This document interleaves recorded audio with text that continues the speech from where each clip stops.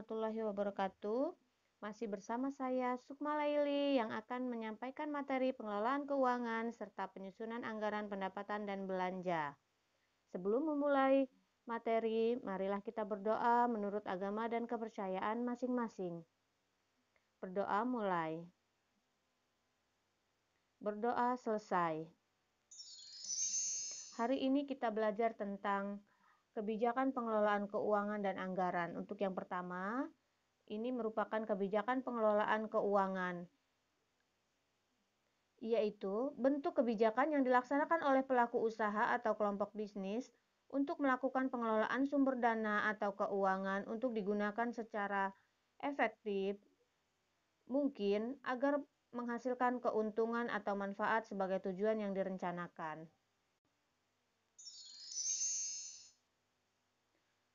Selanjutnya ada perencanaan pengelolaan keuangan. Di sini yaitu merupakan suatu panduan atau pedoman yang disusun perusahaan guna meraih pencapaian tujuan dan membantu peningkatan nilai organisasi. Jadi gunanya untuk sebagai pedoman yang disusun perusahaan supaya mencapai tujuan di sini yaitu pengelolaan keuangannya sehingga menjadi tercapai tujuan dari organisasi perusahaan. Selanjutnya ada aspek-aspek pengelolaan keuangan. Aspek-aspek pengelolaan keuangan yang pertama yaitu kebijakan ekonomi.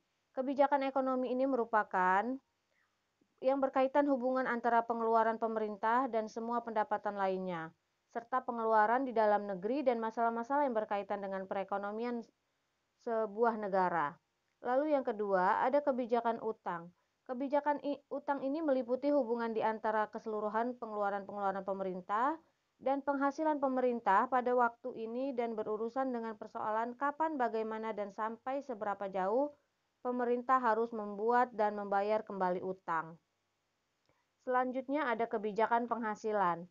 Kebijakan penghasilan ini merupakan pertimbangan besar kecilnya berbagai sumber penghasilan dan persoalan pajak-pajak yang harus dikenakan. Selanjutnya ada kebijakan pengeluaran. Kebijakan pengeluaran yaitu untuk menentukan besarnya pengeluaran-pengeluaran pemerintah yang bermacam-macam.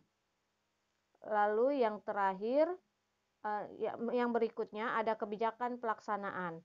Untuk kebijakan pelaksanaan di sini berkaitan dengan hubungan antara biaya dan hasil-hasil kegiatan pemerintah. Berikutnya ada kebijakan akuntan atau pembukuan. Kebijakan akuntan di sini yaitu menyangkut hubungan antara rencana-rencana dan tindakan.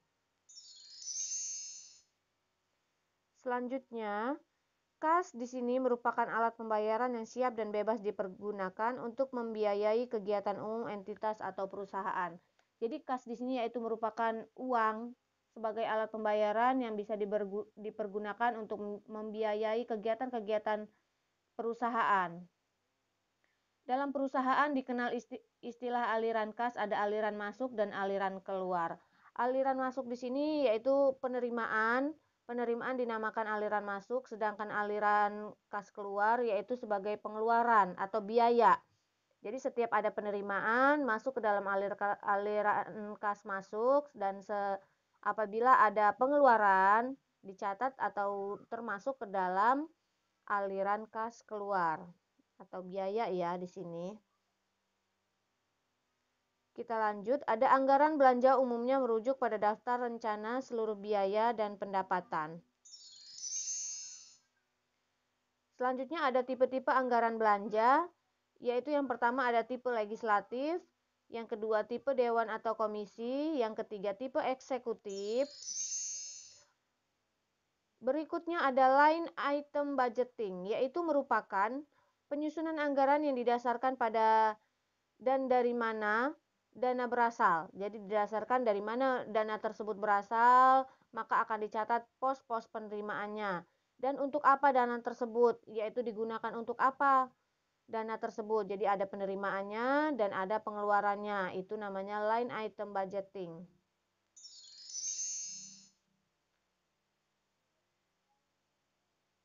Kita lanjut, ada asas yang perlu diperhatikan dalam penyusunan anggaran, yaitu yang pertama ada asas universalitas, Yang kedua ada asas keseimbangan.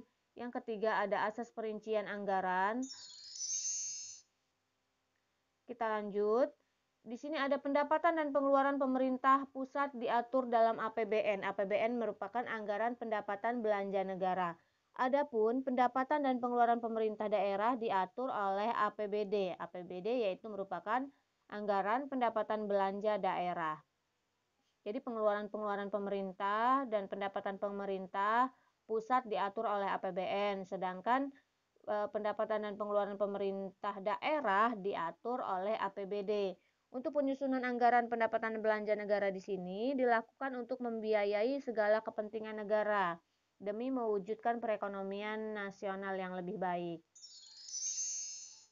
Sedangkan anggaran pendapatan dan belanja daerah yaitu terdiri dari pendapatan daerah, belanja daerah, dan pembiayaan daerah.